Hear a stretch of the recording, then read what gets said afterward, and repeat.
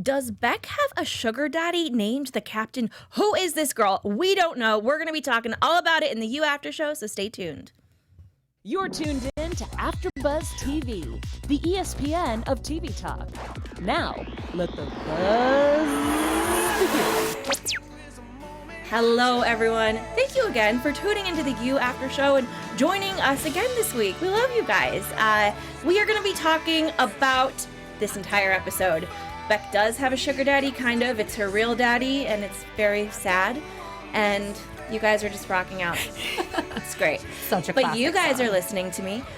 So Peach is kind of stalkery too, right? Oh, yeah. She's getting pretty stalkery. And, of course, Beck and Joe finally have some fun under the sheets, and it does go well. I'm your host, Sam Davidson, and I am joined by these two beautiful ladies. Hi, everybody. I'm Maggie Clark. Hi, everyone. I'm Taquayla Jackson. And we are peeking in the live chat. Please continue to do that. Always. Rate, review, subscribe. It's a lot of fun to talk with you guys during the week about this show. But we, of course, want to remind you that this is a TV show about something really bad and somebody very bad. And stalking is not sexy. No, not at all. We do not promote following the actions in the show or anything we may laugh at. Don't take it seriously. It's all in good nature and based on the show and just all of us having lighthearted fun. It's like when we, watching Dexter in a way. Yeah.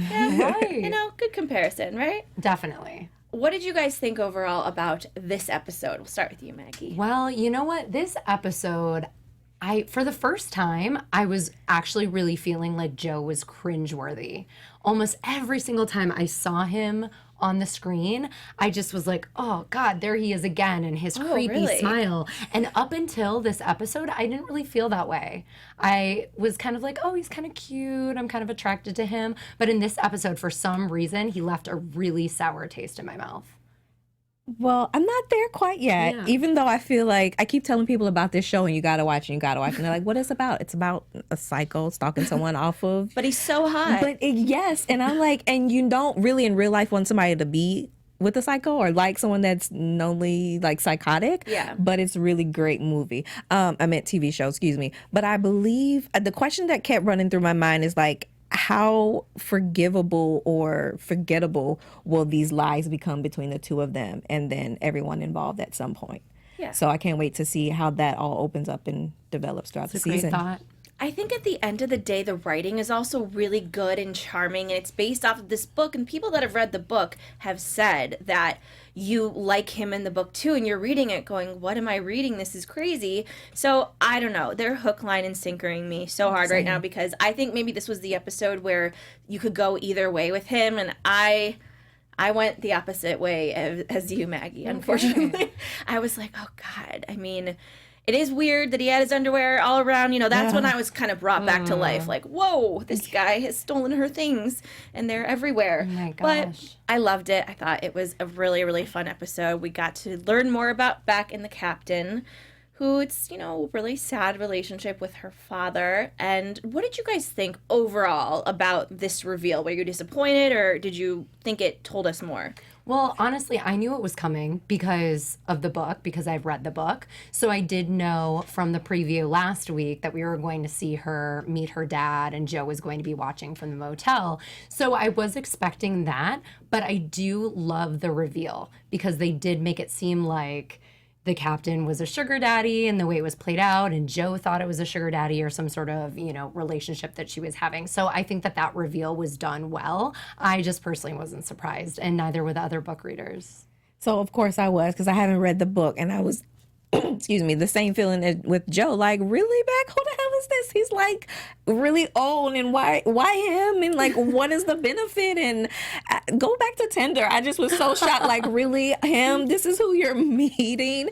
And then I didn't catch on at first too. So she was like, "Hi, Dad." I'm like, okay, so maybe this is some code. Oh. So when they're out in public, she's it's just like Dad, and that's why we're kind of Daddy. lovey-dovey, holding Daddy. hands. Yeah, there we go. And I'm Yeah. like, this is gonna be creepy until it is actually her father. And I'm like, oh shoot, he's alive. I mean, she literally told people he died. Exactly. Right. That's a serious I mean, thing. and I thought in the literal sense, he was dead. But now we see figuratively speaking and her reasons why. But I just thought the turn and the way they wrote it out for those of us who have not read the book was a great viewing for me today. Yeah. I will say I saw the preview and I think I saw something online that I knew it was going to be her dad. I don't really know what I would have thought. I know I've been trying so hard to be spoiler free, but I thought it's weird she said he died, because sometimes in stories, I don't know anybody personally, but in movies and TV shows, when a parent goes to prison, the kids will be like, he's dead. But if he just kind of abandoned you and got another family, it's really sad and it sucks, and I can completely relate, but kind of psychotic of Beck. I think I'm starting to see this little side of crazy, and I'm like, to tell people he died, that's pretty bad. It's extreme. Yeah. It's really extreme. I feel like she may have thought that was more glamorous to say that her father was dead than to make a her junkie. this poet. Exactly, because it fits her image more. Also, the fact that she hangs out with this really posh, wealthy group of friends. She thought maybe it would just seem like more of a romantic story, or more of a fantasy tragic story. Yeah, that's more the word. If her father was dead and not a junkie. Yeah. I thought it was her avoidance, the characteristic of avoiding things coming out of her, because if you talk about them or what happened, again, it'll go back to those feelings you had and the loss technically of your father. So instead of wanting to confront those feelings and those thoughts and think about them, it's easier to say he's dead, because what else do you ask after that? That's true. You know, how did he die? You could still say, well, he was on drugs, maybe he overdosed. Okay, that's still, it's not reaching too far from what his actual life was, considering he's not dead, but then that's all you can really say. And then you get, like you said, the empathy from others, and it could get into that darker writer, poet persona. Well, but they're not even like estranged. It would be one thing if she was saying, "Oh, he's dead to me," and she hasn't spoken to him in many years. But they actually have a relationship. They see each other. He sends her money. They have what seems like constant communication. Yeah. So that doesn't really line up in my head. Well, we first kind of get introduced to him, though. We can't forget this scene where they're Beck and Joe are in bed together, and it's just because he lasted for 8 seconds, and that's when Captain calls or texts. And this was, what did you guys think about hearing from Beck's narration and her point of view? So I thought it was, I got caught up for a second, so I thought it was just, again, all of it, I thought it was leading up to some guy she was talking to and not necessarily her dad. And then her point of view of what happened and what took place. She was a child that was scorned by, unfortunately, seeing too much life experience at a young age. And side note, I wonder, she said she had a brother and a sister too. And I wonder, like, if we get to see them at some point in her life or in her character continues to grow and mature. But I felt that it was her way of still not being true to herself. In the show, some point she says, you know, like, what is all of this for? And I feel like she doesn't even know who she is inside her own life. She's going, but maybe Peach says and does or demands her to do. Her father's pulling strings in another area of hers too, and I don't think she knows who she is yet. Yeah, I see that. But I really liked how here we are in the 4th episode, and all of a sudden, for the first time, we're hearing the POV of another character, because up until now it was all Joe. Right. So now all of a sudden we're hearing her inner monologue, which I found was really telling. We learned so much more about her character because she said stuff about herself like, I'm the worst friend, I'm a coward, I'm an asshole. So you can tell she has really low self-esteem, which is really sad. We could kind of tell before. It's a Yeah, little of course. transparent, but it was so relatable to me though too. So, okay, I don't think this is a spoiler, but I think you can tell us, in the book, does she narrate at all, or that's something they added for the show? If it's okay to say, I mean, I think it's okay to say. I still have, I'd say, 10% of the book left, but up until now, there has been no narration of anyone else besides Joe. So I think that's something cool that it's they only added. in his voice. I liked that. Yeah. So we go to Dickens Festival, and again, Joe is just, he's a stalker. I get why he was creepy in this moment to you guys. I completely understand.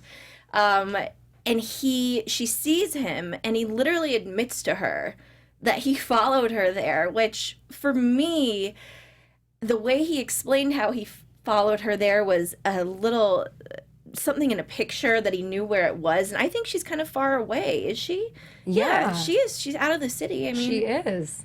And I mean, that was really creepy how he was like, oh, you took a picture, you tweeted this, and then I zoomed in on the photo, and then I found out where you were, and then I discovered that there was a festival there, so that's where you had to be. And she seemed to take that in such stride, like it was a totally normal thing. Exactly. But if that were me, I'd be like, are you kidding me? This is so creepy that you followed me here. The way he literally read that whole statement. Oh, I seen you took a picture on Twitter and I zoomed in on the restaurant. Then I Googled the restaurant and then I drove here because I hoped you were at this festival. Like, that's a lot. I said, like, her spidey sense, intuition, third eye, whatever you want to call it, should have been alarmed. It should have been blaring inside of her mind and her conscious, like, something's wrong here. It's not appropriate. It's not cool. And she should have told Joe at that time.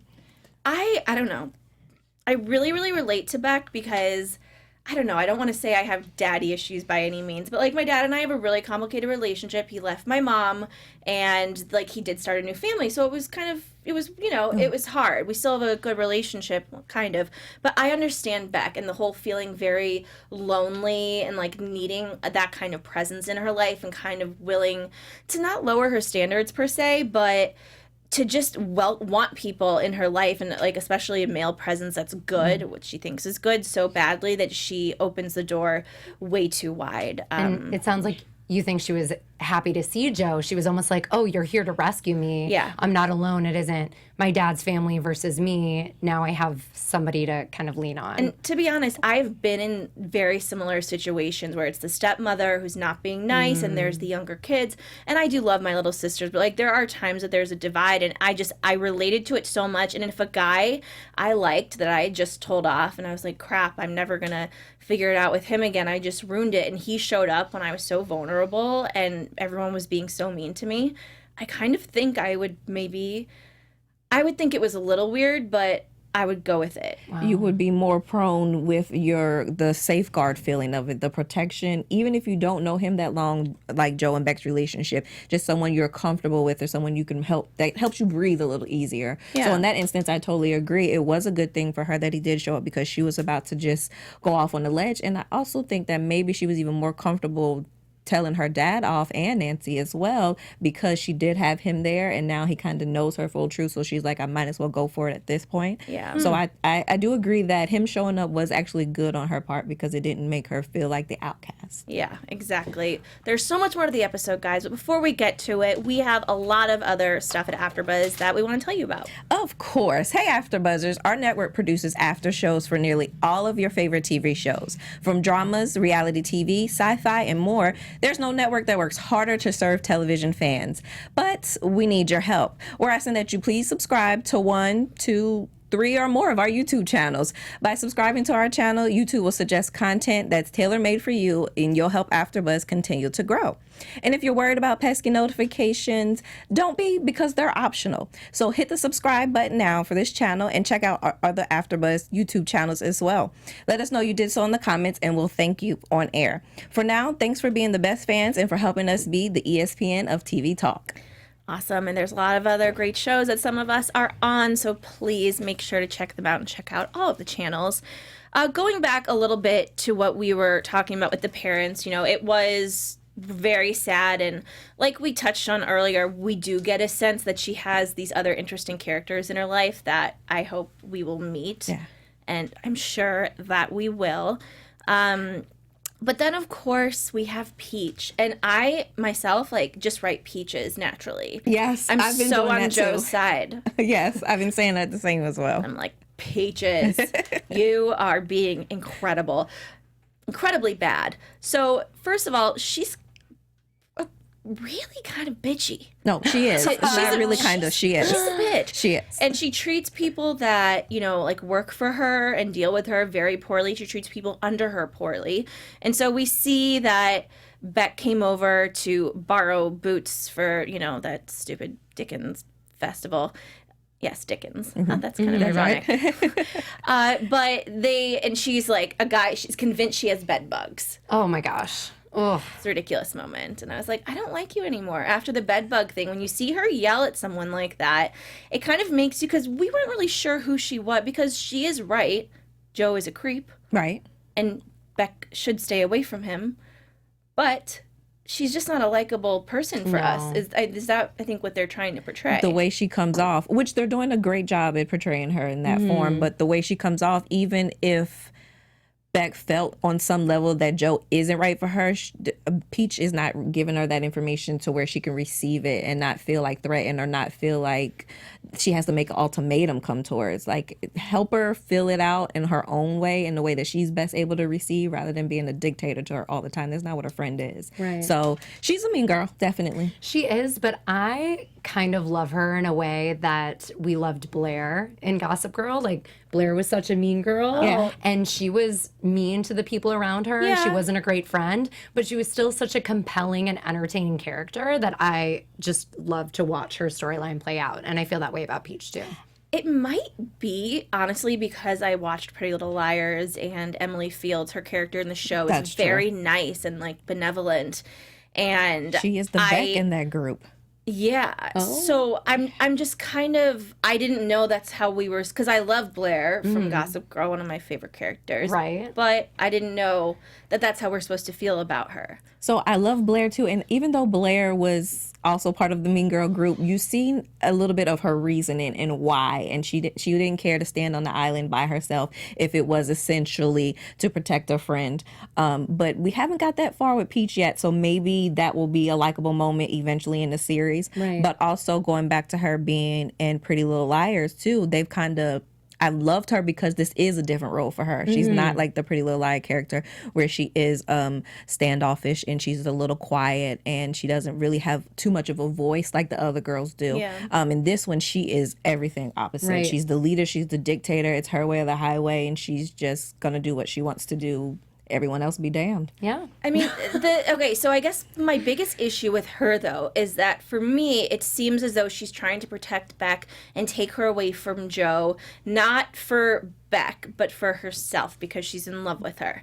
And it's for it's not for the right reasons. If she was like, this is my best friend and I'm truly trying to protect her, I think it'd be one thing. But I think the fact that you can tell she has feelings for her, like today when she touched her hair, for just first of all, my friends don't, when you're a grown woman, you don't just touch unless like you have like your hair sticking out. Right, Yeah. right. I did that to you earlier. Yeah, I was like, no, I was that was helping you out that with was your hair. perfect. And that's what you weren't- said. Oh, thanks. Yeah, I But I wasn't wasn't just like like, caressing your face, caressing your Maggie. hair.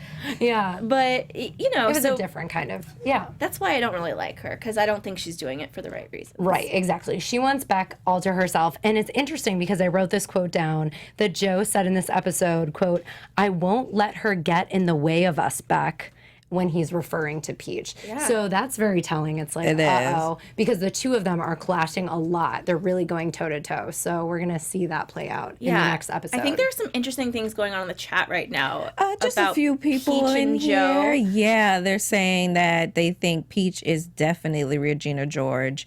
Yolanda Moore says Peach is Peach is also a creep. She's almost a female Joe, just hasn't murdered anyone yet. Rather Like Hearts was the one that said Peach is more Regina George to her. And then everyone else is just basically agreeing. Rather Like Hearts also said, no way is Peach or Blair. In her core, she does have a heart. And I believe she means Blair does have a heart. Blair does have a heart. Yeah, that's what I was trying to say as well. So we're saying that Peach does not have a heart. Yes. Yeah. Is that what she's trying to say, or is she trying to say that Peach has a heart and Rather Like Hearts, if you're Yeah. listening, let us Let us know. know. Use Let a us Peach or know. Blair. Yeah. So, Yes. yeah. So she does start getting a little creepy. I just have to say, she was so beautiful and sexy. It's when Shay Mitchell, she's a model. She's good at being a model. yes. So when she just walks into the bookstore, and in my head, I saw the director directing her. And then it's like, you know what you need to do. Just go in there like you own the place. Right. And she did. And we had Ethan, who is the guy that works at the bookstore with Joe. Yes, and it looks like we're gonna get him on our show. Yes. So hopefully we'll have him as a guest in the next couple episodes, Zach Cherry. But it was really fun to see Peach saunter into the bookstore, and then Ethan was just kind of like melting right in front of her, like, "Oh gosh, I'll give you whatever you want. I'll tell you whatever you want, to need." So it was cute to see that moment. Just the effect that she has, just her whole persona, her look, just her attitude, her confidence, everything that she does have, I want to translate, besides the mean girlness, but Yes. translate into Beck. It's like if you just walk into a room like that, I don't know. And you command attention. So, Very powerful. And so now she knows that Joe is not there, and she's is validated essentially that he's being super creepy and probably followed Beck, which Beck will tell her, oh, he did. And then she'll probably be like, don't you think that's weird? But she also breaks into his apartment. I was a little bit confused about this part. Did she break into Paco's apartment? Because I thought Paco is the one that put it in the board. So you think that Peach broke into Joe's apartment? What was that at the end? No, so what happened is Joe got the book back from Paco and he hid it in the ceiling of his bathroom. And then he snuck into Peach's house and then replaced the book.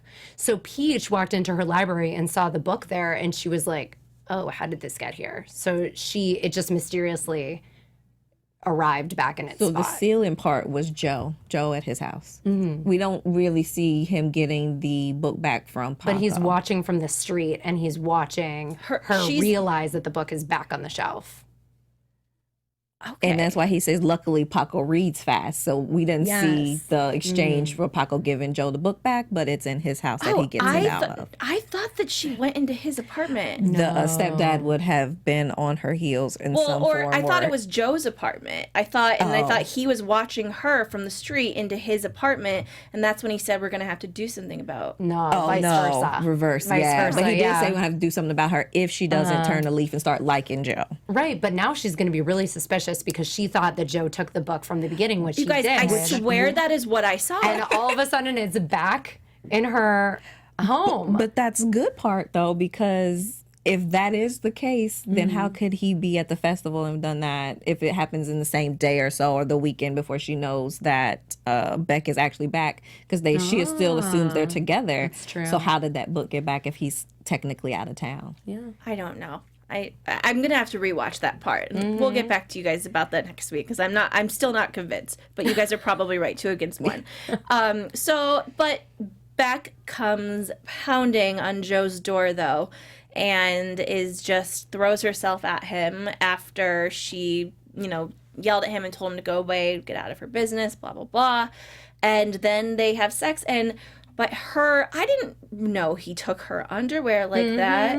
I didn't realize. I remember the underwear, but I didn't realize he had the shirt or something else that was over there too. The underwear, the phone. I was like, oh, he has a lot. Yeah. And he played it off very well, like the foreplay and over the couch and being more adventurous. I mean, and how did she not see the phone though? He pushes her on the bed and the phone is right next to her. It just seemed unlikely to me that she would not see those items when she's right next to them. But I mean, I guess in the heat of the moment, she was like laser zoned in to like, let's do this. Exactly. And I thought it was very sexy.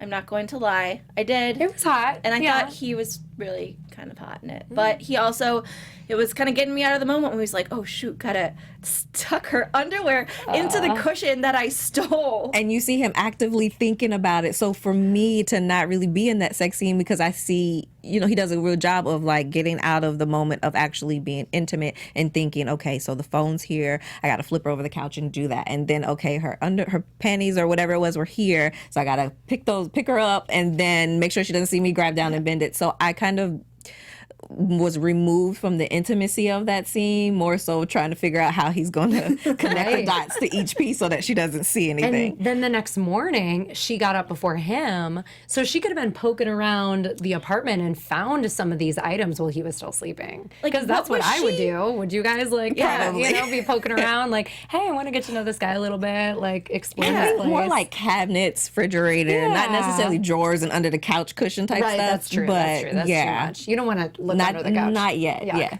I mean, they must have been really like going all night for him to be so tired and not wake up. I would wake up freaking out before her. Exactly. To make sure all the things I kind of carelessly threw around and tried to hide as we were about to have sex weren't just that she would get up and find them. Right. I thought he would go get some. Well, he wouldn't leave. He would make breakfast and would just be like, surprise. But no, he was exhausted. It's probably been a while. I think he was blissful. I think he was really happy because this was what he'd been working so hard to achieve, this whole time. Like, this is why he murdered Benji. This is why he stalked her, was because he wants her to fall in love with him. And again, I think the exchange from knowing that the captain is not another guy, essentially, that she's dating and having sex with, or someone she just met off Tinder, that's actually her father. So he doesn't, at this point, have any real competition. Right. So I think especially when they go back to the text message and her dad replies, I love you. And she's like, oh, God, really? And she's like, love you. And he's in the other room thinking like, what the hell, back? We haven't even said that. So I think, like you said, it's the relief, it's the pleasure, it's the moment of where he put his guard down. And so hopefully she didn't see anything that we didn't see in today's episode that comes back on him. Right. But then I have to say, the conversation that they had over, just, were they drinking coffee? I don't know. The morning after, when they were sitting there, and it was almost sweet. If you didn't know he was a psycho, it would be sweet. And she's just kind of like pouring her heart out, talking about how she takes selfies on the toilet. Oh, right. Oh my gosh. And I think he says to her, there isn't an ounce of falseness in you. No. Beck says that to Joe. Beck says there isn't an ounce of falseness in you, which we know as viewers is completely untrue. She said a lot of things tonight that were very pointed, but she didn't know it. Like, she was joking. But she didn't. She was very on the nose with a lot of the stuff she was saying, but what she was saying, it was as a joke. I don't know. It was adorable because his reaction, though, she's embarrassed. She thinks she's being weird. And the part to me is just dying. And she's like, oh my God, I'm so embarrassed. And literally, he needs to go clean up the underwear he stole. I just can't get over it. It's one of the weird, I guess that's really killing it for me. And then she goes to the bathroom and she's texting her girlfriends and she's like, Joe. And they're texting each other emojis of his penis. Oh my God. And that's what he's like, so his penis has become emoji now. It's like, that's what it's up to for. So I was like, okay, not a hot dog I guess with the not. He said it does have the bun. He's replying. He said it does have the bun, and he's replying as well. But I think it was, again, a self-esteem booster for him. And to hopefully, we'll see how I guess maybe he, or we can put it on Beck. Either way, kind of ruins it a little bit because they're on a high note right now, but life is going to happen. And maybe at this point, Peach is going to get in the middle or come in because now she finds her book and then she's going to grill Beck. I'm maybe going into predictions, so I'll hold on to that. But yeah, so I feel like right now they're on a high, but we'll see when the tide turns for them. I think we have at least another week of high because they kind of are still like getting each other and falling into each other. Sure, they had one good thing, but I want to see more. No, I don't. It's terrible. She should be alone. She shouldn't be with anybody. Go to a therapist. Sorry. No. A ditto to that. Go to a therapist, definitely. But was he ultimately the inspiration or the voice in her head that led her to write that poem at the end? Well, I don't think it was the voice in her head, but I think that he gave her the confidence. That's what I mean by voice in head. Yeah, just, to be creative and to kind of open up those floodgates of because it was about her father. Yeah. Gotcha. Yeah. Okay. So it allowed her to kind of stop second guessing herself. Yeah. Well, of course, guys, we are also on iTunes, if you didn't know that. So we love hearing from you there, too, and it really helps us. If you could go to iTunes, it's totally free. Listen to us in your car if you want. Don't want to look at our pretty faces. It's totally fine.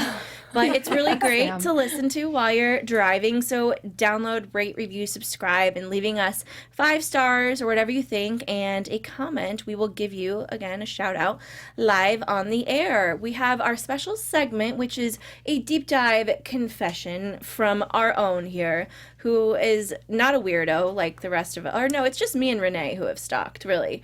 No, I did some stalking. I stalked some stalking? my husband, who is now my husband, so it was successful. Oh, wow. wow. Yeah, never mind. That's a good. Yeah, I did. Exception to the rule there, guys. Don't stalk your Is that future the story husbands, we're going to okay? hear this week or next week? No. Okay. I told that story the first day. week. I missed that Maggie one. was Okay. stalked. I was stalked. So I have a bit of a stalking story that I'm going to share this week.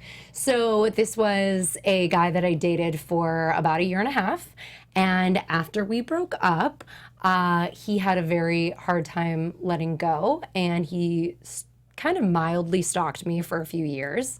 And at the first time it was really shocking to me was I was living in Michigan and he was living in California, and I went to Ohio to visit a girlfriend of mine, and he somehow found out where I was going, and he flew from California to Ohio and showed up at this tiny little towny bar that neither of us had ever been to before, and was just there and cornered me and started crying and tried to get back together with me. Crazy, right? What did you do? Well, I just, I was nice. I talked to him, but said, hey, sorry, I'm not into it, and moved on with my life. However, about 2 years after this, after I moved to California, he was also living in California at the time, but he was in Orange County. And all of a sudden I started getting these very strange phone calls, and the phone calls would look like they were coming from somebody in my phone book that I hadn't really spoken to in a really long time. It was like a random person, and I would answer it and it would be him.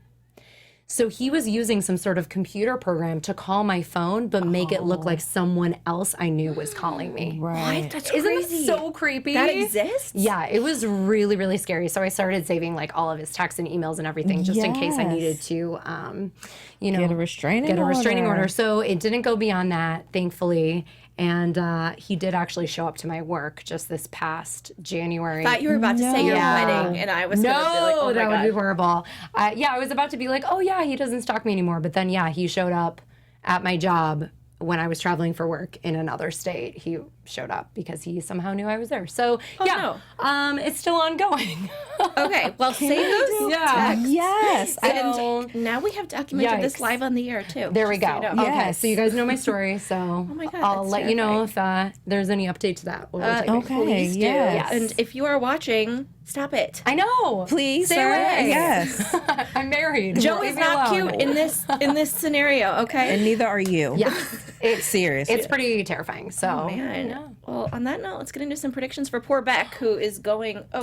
Sorry, news and gossip. yes, let's totally do some forgot about news and gossip, you guys. We have a little bit of. AfterBuzz TV News. Thank you for the intro. Okay, so a little bit of news and gossip for this week. So there was an article that came out comparing this episode of You to The Affair on Showtime. Because have you guys seen that show? Yes. I have not seen The Affair. I feel like you'd really like it. Really? I'll have to check it out. But I guess, and you guys can tell me, essentially they have the same scene played out with different perspectives from different characters. It's really cool. So It's they were great. saying that You on Lifetime kind of took a cue from that show, and that was TV Insider. So they mentioned that, and we'll have to wait and see if the rest of the season will be like this, if we'll see more from the POV of other I characters. actually we like will. it because it's more likable, I do and you too. get to real sympathize with each person and how they view and see what's going on. So And when I was at Paley Fest and there was the panel, they mentioned, I think, a couple episodes that Beck will be doing this in. So Ooh, good. Okay, Yeah. Good. So we have that to look forward to. And then the other article that just came out today was from Refinery 29, entitled How Caroline Kepnes Created You's Joe Goldberg, the Man of Your Dreams and Nightmares. So quite a title there. And in it, it's a great article. I recommend all of you to read this article. I just tweeted it on my Twitter. And she discusses Peach a lot.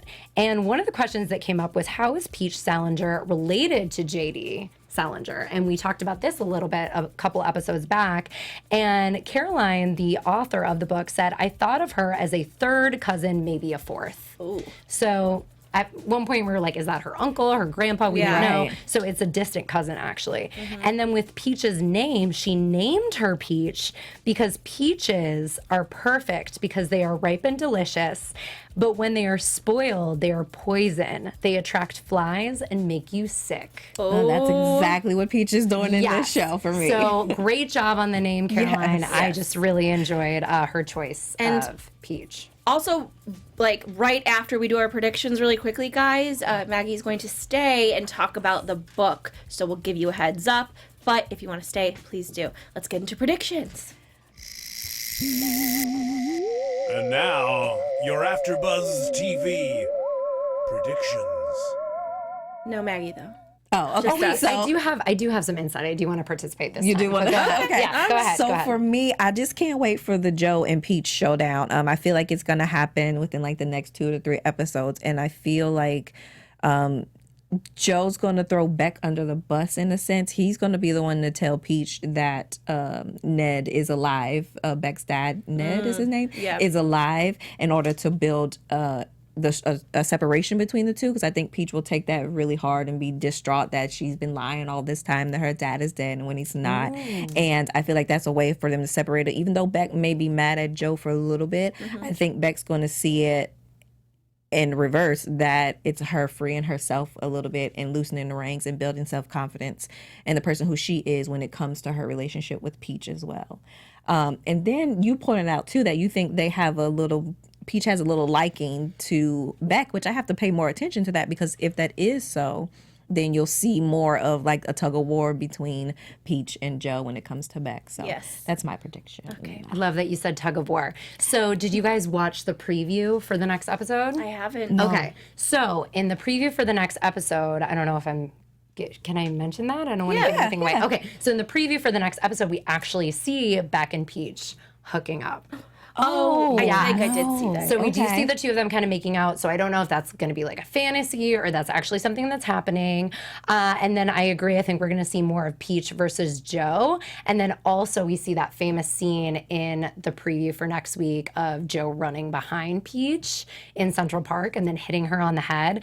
And there's a really good moment in the preview where the two of them are talking and Peach says something like, runner's high is better than sex. And for some, it lasts longer. And I just think that's so savage. That Peach. was. Yes. That was. So I'm excited to see more Peach because I feel like we've just had little bits of Peach up until now. So we're going to get more next Peach, episode. just put it in the burn book, you know. Just put it in the burn book. I love it.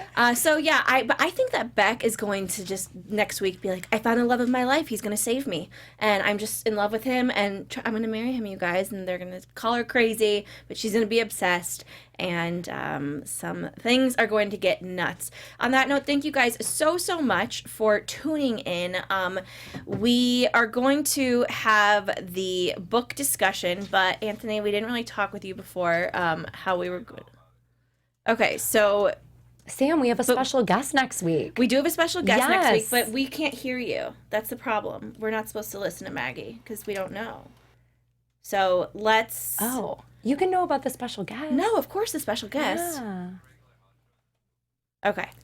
But please tune in next week. We are going to have a special guest. But let's tell everyone where we can find each other on social media. All right, guys. Thanks so much for watching today. I'm Maggie Clark. You can find me at Maggie Clark on camera on Instagram and at Maggie on camera on Twitter. And everyone, thanks for tuning in and chatting with us. I am Taquela Jackson. You can find me at Taquela_IM and hang out with me tomorrow for The Good Doctor. And you guys can find me, Sam Davidson, at SamD43, Twitter and Instagram, and SamDavidsonEntertainment.com. And very excited about our special guest, who will be... Yes, so next week, you guys, make sure you tune in because we have Catherine Gallagher. She plays Anika Atwater, one of the members of Peach's posse. She's one of Beck's really good girlfriends. So she's going to be here with us live in studio, so don't miss out. Yes, and please follow AfterBuzz TV, rate, review, subscribe, comment, give us some of your stalker stories. We're still waiting, so we had a really great one last week, but let's continue to get more. On that note, we're going to scoot out of here really quickly so Maggie can tell you guys the deets from the book. I want to stay. I can't. Goodbye.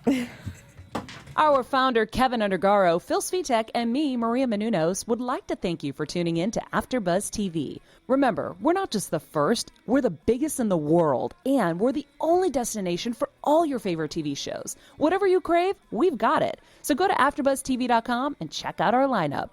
Buzz you later. Views expressed herein are those of the hosts only and do not necessarily reflect the views of AfterBuzz TV or its owners or principals.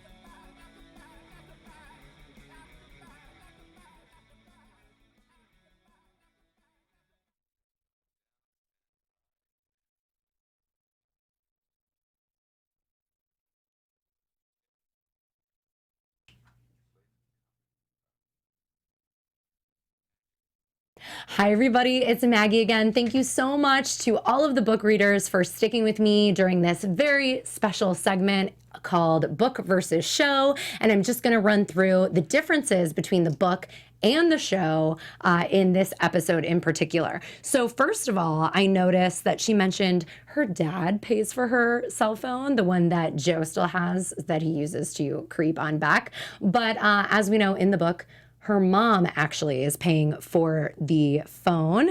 And honestly, for us as book readers, we really noticed that this whole episode was completely different from what we were reading in the book, because when Beck goes to meet her dad and then they get on the ferry and go to the Dickinson's Festival, she never sees Joe. So that whole scene plays out completely differently. She almost sees Joe because if you guys remember, there was that really stressful scene on the way back from the Dickens Festival where all of a sudden Joe is sick in the bathroom and he loses his hat and his beard and he's about to get off the ferry and oh my gosh, everybody's crowding around and trying to get off the ferry at the last minute and Beck's right there next to him and she turns and just barely sees him and he bolts and leaves the ferry. And then he goes forward thinking that Beck actually saw him and his whole sham is over. But that didn't happen. We actually ended up seeing the two of them having a good time at the festival and then Joe going to have dinner with Beck's family. So I guess for the sake of the storyline in the show, this was a good decision, but I kind of feel like I enjoyed the suspense in the book a little better with how this scene took place. Let me know how you guys feel. And then also, the situation where she comes to Joe's apartment, it's still the same. She kind of shows up unannounced, but Beck tells Joe that her father isn't dead when they're there in Joe's apartment. So that was different as well, instead of him finding out the other way. And Curtis was the employee in the book at the bookshop that actually gave Beck Joe's address. And then Curtis was fired by Joe shortly after this. And that's when he hired Ethan. And then that's when he also hired Beck, and then Beck and Joe had that first hookup in the bookstore instead of at Joe's apartment, because in the book at Joe's apartment, Beck and Joe just kind of hooked up and snuggled and spent the night together, but they didn't actually go all the way. So again, for the sake of the storyline, I think it was fun to see the two of them hook up for the first time in the previous episode, because otherwise I feel like we would have had to wait until maybe the 5th or 6th episode to see the two of them get it on. So I do agree with the writers in the show, but it is really fun for me to compare the book and the show. And I really appreciate all of you fans of the book watching and listening. And I think what we're going to do moving forward is, I know a lot of you guys want to discuss the book. So maybe we'll do a thread in the YouTube comments for people who want to discuss the book. So everybody is able to have a nice conversation with that in the comments there, shielded from the non-book readers. And again, you guys, if you want to DM me on Twitter or Instagram, I would love to hear from you. Thank you so much for watching and listening to our show this week. Again, I'm Maggie Clark, and buzz you later.